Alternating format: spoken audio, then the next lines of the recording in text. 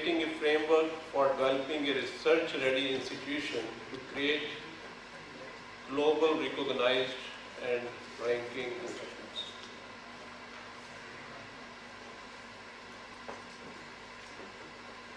First, we have to understand what is accreditation and ranking.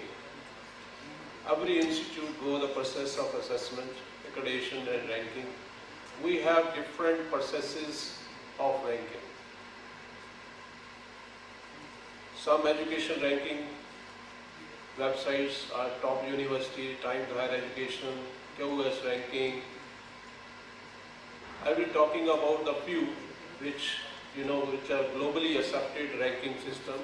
Academic ranking of world universities, Times Higher Education World University Ranking, QS World University Ranking System.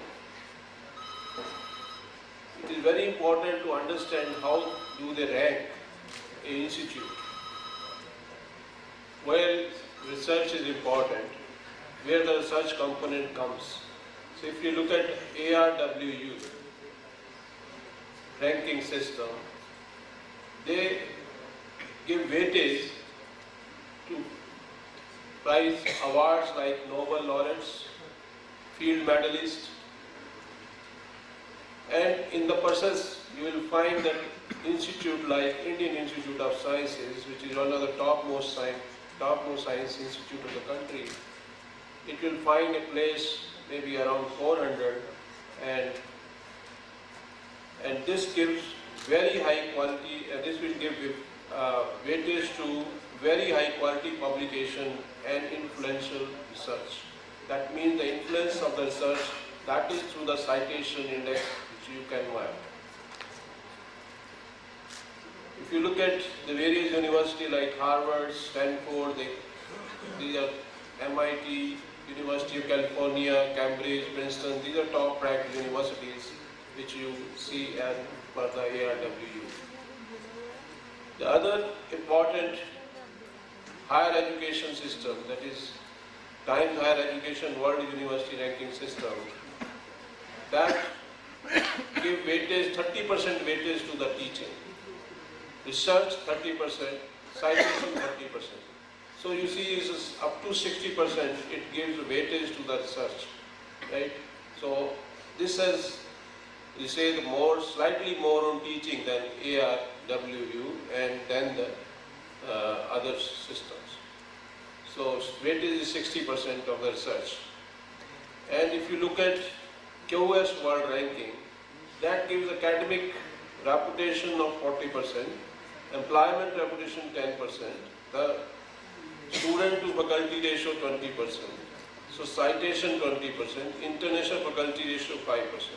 So now, if you look at the QS system, there what you find is the research weightage has gone up to, let's say, 25 or 30%, from 60% to 30%.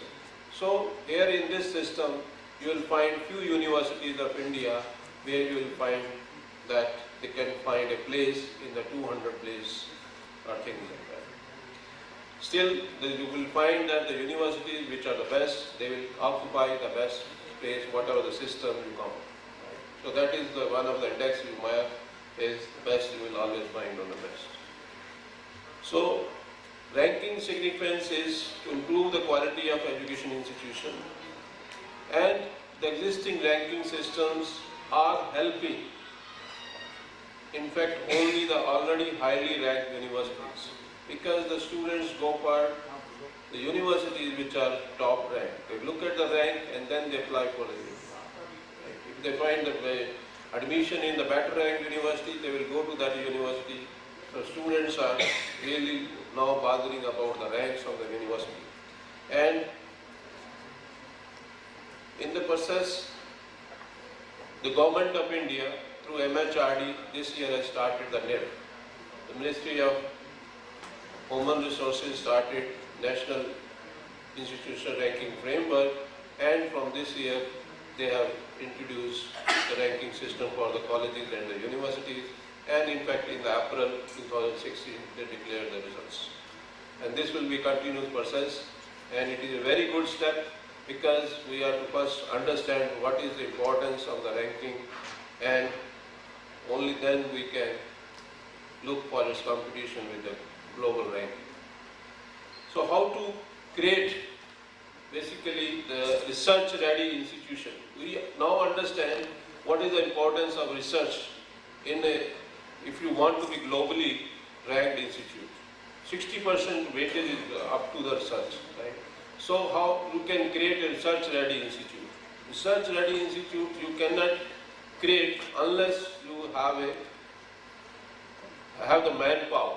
You have the relevant manpower for the purpose, and the facilities, and also the encouragement for the research. So these are the three things which you should have, that you should hire the best.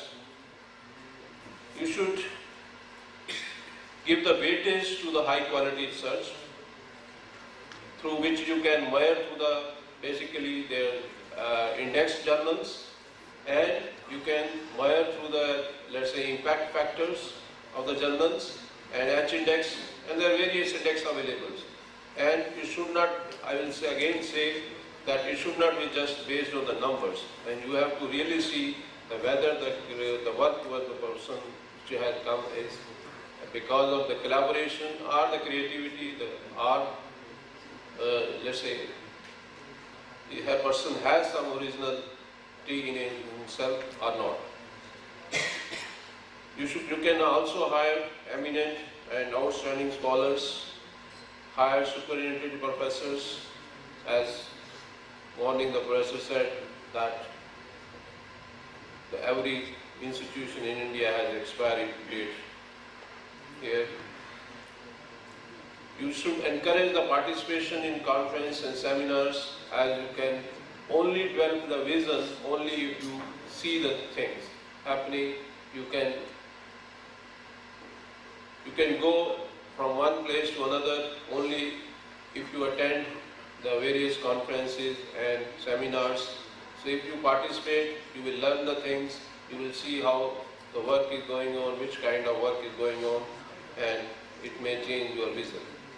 So you have to give incentive to the people.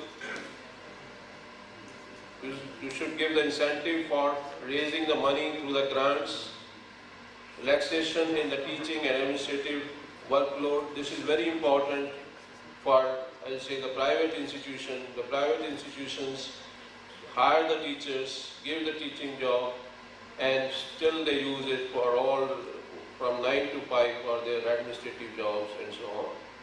No time for the research. So that is very important that we learn that remaining time of the teacher out of the 14 hours per week is for the research and or let's say developing the teaching skill of the teacher itself.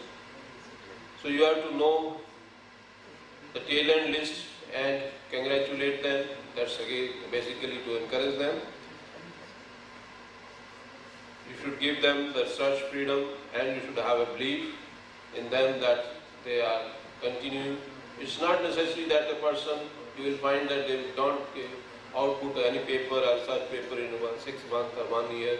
Right? You have to wait for it, or you have to just watch on what is doing or what is not doing.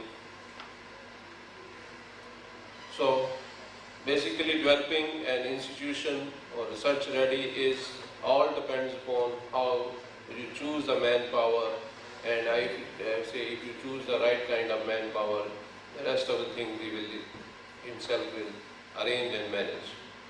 And you should also encourage the collaborations, industrial collaborations, and you should also give startup grants, maybe let's say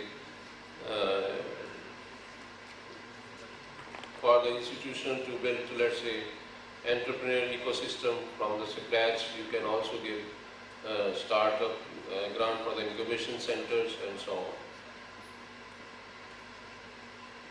These are various things. It's a small thing which you can have is minor research project, innovative promotion, quality of research, and things like that. You know UGC, you can apply for PhD, and smart this project. And finally, you see that it's not that you live with just education for the development. You should look for the education for the society also, and you should do the research for the mankind. And this is the campus where they say that we should have the greenery of the campus maintained. Thank you.